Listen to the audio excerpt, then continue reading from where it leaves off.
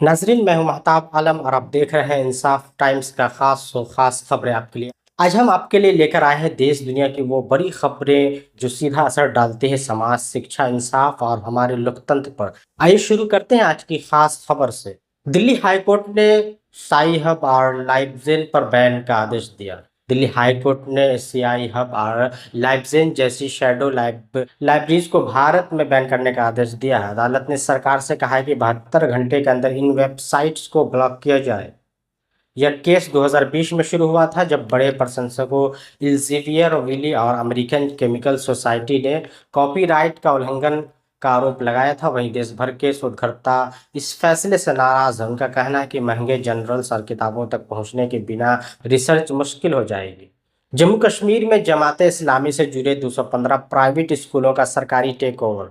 जम्मू कश्मीर प्रशासन ने 215 प्राइवेट स्कूलों के मैनेजिंग कमेटी पर कब्जा कर लिया है। सरकार का दावा है कि ये स्कूल जमाते इस्लामी और फलाए आम ट्रस्ट से जुड़े हुए हैं, जिन्हें पहले ही प्रतिबंधित किया जा चुका है। सरकार ने आदेश दिया है कि अब इन स्कूलों का प्रबंधन जिला प्रशासन की निगरानी में होगा। इस कदम ने नई राजनीतिक बहस छेड़ दी है। विपक्षी नेता सज्जाद लोन ने इसे शर्मनाक और तानाशाही कदम बताया है। वक्फ संपत्तियां के अनिवार्य ऑनलाइन रजिस्ट्रेशन पर सुप्रीम कोर्ट ने केंद्र सरकार के उम्मीद पोर्टल को तुरंत सस्पेंड करने से इनकार कर दिया। इस पोर्टल पर सभी वक्फ संपत्तियों का ऑनलाइन रजिस्ट्रेशन और जियो टैगिंग जरूरी कर दिया गया है। कई मुस्लिम संगठनों और विपक्षी नेताओं इसे धार्मिक आज़ादी पर हमला बता रहे हैं। कोर्ट इस मुद्दे पर पहले ही फैसला सुरक्षित रख चुका है। बलिया में दलित इंजीनियर की पिटाई, बीजेपी कार्यकर्ता गिरफ्तार। उत्तर प्रदेश के बलिया जिले में भाजपा कार्यकर्ता मुन्ना बहादुर सिंह को दलित इंजीनियर से मारपीट और जाति सूचक गालियां देने के आरोप में गिरफ्तार किया गया। सोशल मीडिया पर वायरल वीडियो में आरोपी इंजीनियर को जूते से मारते दिख रहा है। आजाद समाज पार्टी के अध्यक्ष चंद्रशेखर आजाद ने निंदा करते हुए कहा कि भाजपा राज्य में दलितों पर अत्याचार बढ़ रहे हैं। तेलंगाना में अंतर जातीय विवाह के बाद दलित परिवार का सामाजिक बहिष्कार। तेलंगाना के नालगोंडा जिले में एक दलित युवक द्वारा यादव समुदाय की युवती से शादी करने के बाद उसके परिवार एवं गांव में सामाजिक बहिष्कार कर दिया। आरोप है कि पंचायत में प्रस्ताव पास कर दलित परिवार व मजदूरी और काम से वंचित करने का फैसला लिया है। दलित संगठनों ने पुलिस पर लापरवाही का आरोप लगाया है और SC/ST एक्ट के तहत केस दर्ज करने की मांग की। 36 लाख की दहेज मांग, पत्नी की हत्या, आरोपी पुलिस एनकाउंटर में घायल। ग्रेटर नोएडा में 36 लाख की दहेज मांग को लेकर पत्नी की हत्या करने वाले आरोपी विपिन भारती को पुलिस ने भागने की कोशिश के दौरान गोली मारकर पकड़ लिया है। केंद्रीय मंत्री अनुराग ठाकुर का बयान, पहले अंतरिक्ष यात्री हनुमान। एक कार्यक्रम में छात्रों से बातचीत के दौरान अनुराग ठाकुर ने कहा कि अंतरिक्ष में जाने वाले पहले यात्री हनुमान थे, न कि नील आर्मस्ट्रॉन्ग। यह बयान सोशल मीडिया पर चर्चा और आलोचना का कारण बना हुआ है। मध्य प्रदेश में लव जिहाद के नाम पर मुसलमानों को निशाना बनाने की मुहिम। मध्य प्रदेश के सीहोर जिले में साकल हिंदू समाज ने मुसलमानों के खिलाफ अभियान छेड़ दिया है। एक हिंदू लड़की और मुस्लिम युवक के रिश्ते को लव जिहाद बताकर मुसलमानों दुकानदारों को दुकान खाली करने की धमकी दी गई। सभा में खुलेआम नारेबाजी की गई, हर जिहादी को भगाना है। मऊ में प्रार्थना सभा पर विहिप बजरंग दल का हमला। उत्तर प्रदेश के मऊ जिले में 17 अगस्त को विहिप और बजरंग दल के कार्यकर्ताओं ने एक ईसाई प्रार्थना सभा पर धावा बोल दिया। उनका आरोप था कि वहां धर्मांतरण कराया जा रहा है। पुलिस ने मौके पर पहुंचकर 2 लोगों को गिरफ्तार किया, जबकि धार्मिक किताबें और पोस्टर जब्त कर लिए गए। RSS का 100वां स्थापना दिवस और रामनाथ कोविंद। पूर्व राष्ट्रपति रामनाथ कोविंद RSS के 100वें स्थापना दिवस और विजयदशमी समारोह में मुख्य अतिथि होंगे। यह आयोजन 2 अक्टूबर को नागपुर के रेशमी बाग मैदान में होगा। विजयदशमी संघ के लिए इसलिए महत्वपूर्ण है क्योंकि 1925 में डॉक्टर केशव राव हेडगवार ने इस दिन RSS की स्थापना की थी। हर साल संघ प्रमुख से अपना परंपरागत भाषण देते, जिसमें राष्ट्रीय मुद्दों और हिंदू समाज की रणनीति पर चर्चा होती है। यह पहली बार होगा कि कोई राष्ट्रपति, खासकर दलित समुदाय से आने वाले रामनाथ कोविंद, इस कार्यक्रम में मुख्य अतिथि होंगे। कहा जा रहा है कि यह कदम संघ के सामाजिक समरसता अभियान की ओर एक बड़ा संकेत।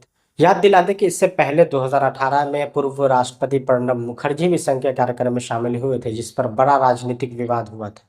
पाकिस्तान जिंदाबाद कहना राजद्रोह नहीं, हाईकोर्ट। हिमाचल प्रदेश हाईकोर्ट ने एक अहम टिप्पणी करते हुए कहा कि भारत की निंदा किए बिना किसी देश की प्रशंसा करना राजद्रोह नहीं है।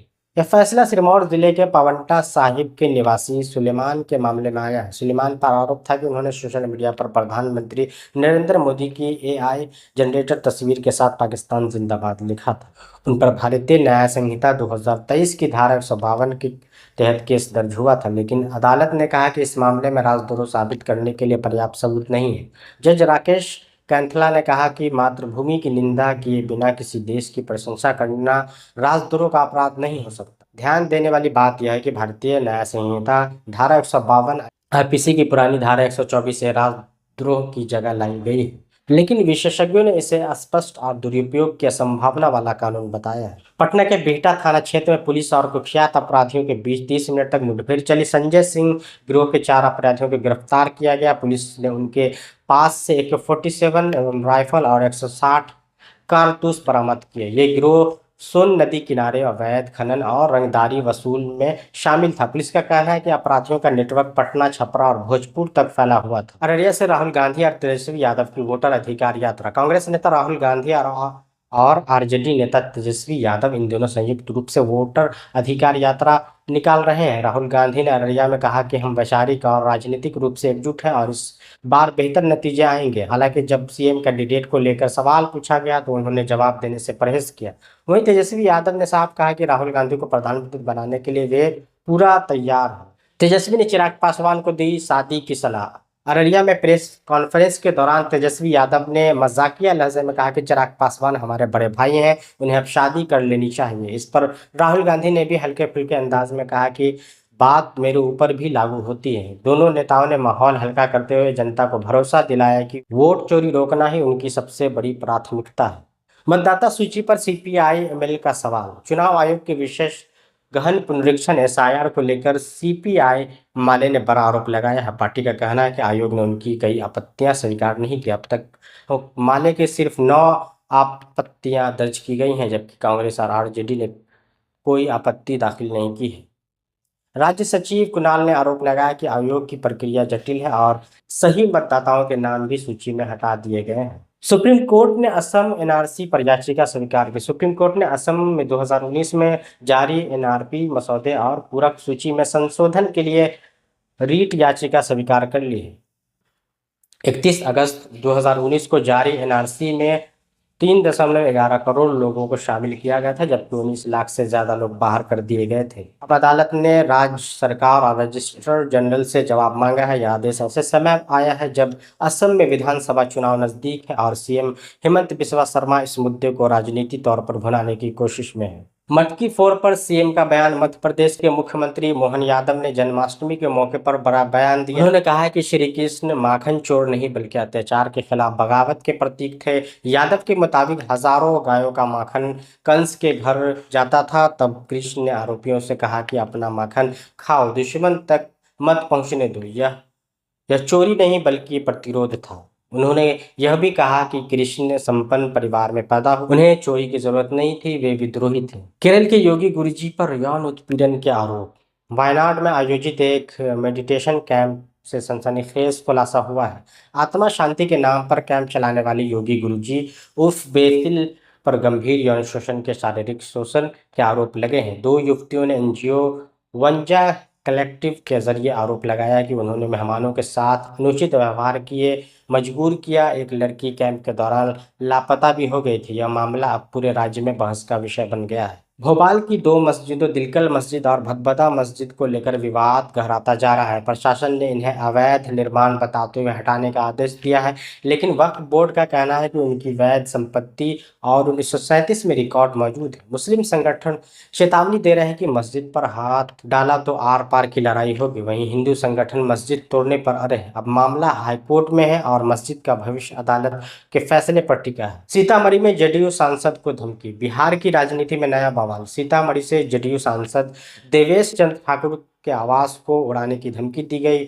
आरोप आरजेडी नेता राघवेंद्र कुशवाहा पर है, जिन्होंने सोशल मीडिया पर धमकी भरा वीडियो वायरल किया। एफआईआर दर्ज हो चुकी है और पुलिस जांच में जुट गई है। सांसद ने कहा कि वे इस मामले पर प्रेस कॉन्फ्रेंस करेंगे। राहुल गांधी की वोटर अधिकार यात्रा बिहार पहुंचे। अररिया में राहुल गांधी और तेजस्वी यादव की वोटर अधिकार यात्रा जारी है। कर्नाटक के उप मुख्यमंत्री डीके शिव कुमार भी इस यात्रा से जुड़े और कहा कि यह बिहार में बदलाव की बड़ी शुरुआत होगी। शिव कुमार ने राहुल गांधी को सच्चा जननेता बताया और कहा कि यह लड़ाई सत्ता की नहीं बल्कि संविधान और नागरिक अधिकारों की रक्षा के लिए है। उन्होंने यह भी कहा कि यह यात्रा अब एक नैतिक और संवैधानिक आंदोलन बन चुकी है। नाज़रीन, ये थी आज की खास खबरें। आपके लिए आपका क्या कहना है इन मुद्दों पर? अपनी राय हमें कमेंट बॉक्स में ज़रूर बताएं। देखते रहिए इंसाफ टाइम, जहां मिलती है आपको समाज और सियासत से जुड़ी असली और अहम खबर।